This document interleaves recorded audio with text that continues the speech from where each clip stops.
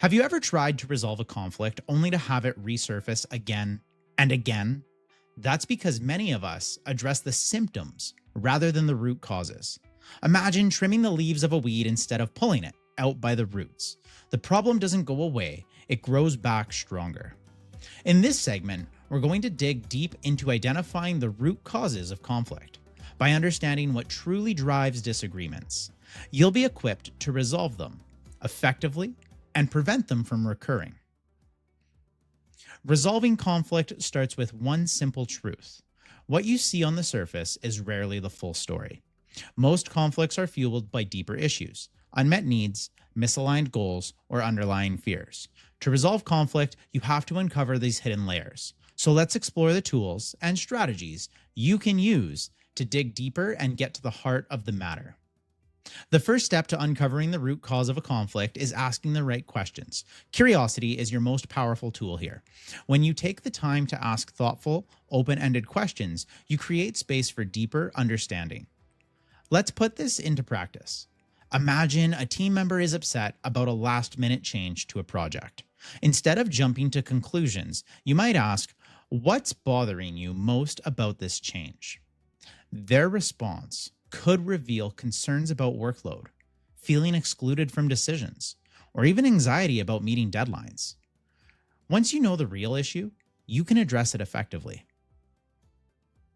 Another powerful tool is the 5 whys technique. Start with the surface issue and keep asking, why? Until you reach a root cause. For example, why did the project deadline get missed? Because the task took longer than expected. Why did it take longer? Because the requirements weren't clear. Why weren't the requirements clear?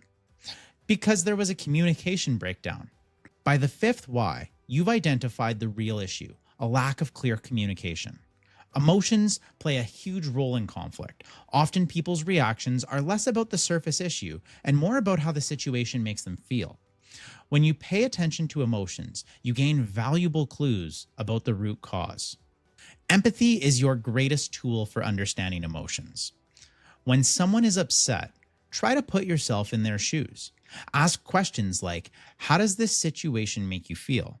Or what's the hardest part of this for you? By validating their emotions, you create trust and open the door to deeper conversations. If emotions run high, don't be afraid to hit pause. Acknowledge what's happening. I can sense that this is really frustrating for you. Let's take a moment to understand what's behind that. This simple acknowledgement can diffuse tension and create a more constructive atmosphere. One of the most common barriers to resolving conflict is confusing positions with interests. A position is the what someone says they want. An interest is the why, the underlying reason they want it.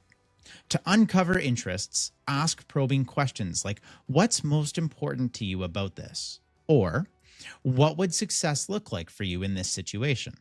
For example, if someone demands a specific plan, their underlying interest might be feeling respected for their expertise. Addressing that need, not just their demand, can lead to a more collaborative solution.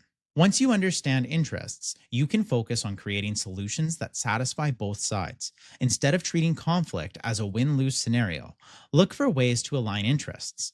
For example, if someone wants a raise to feel valued, you might offer public recognition or professional development opportunities alongside financial incentives.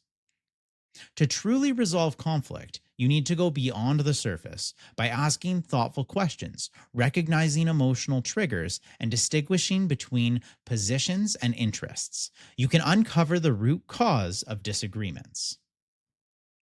In our next segment, we'll explore how to effectively communicate during conflict to create clarity and connection.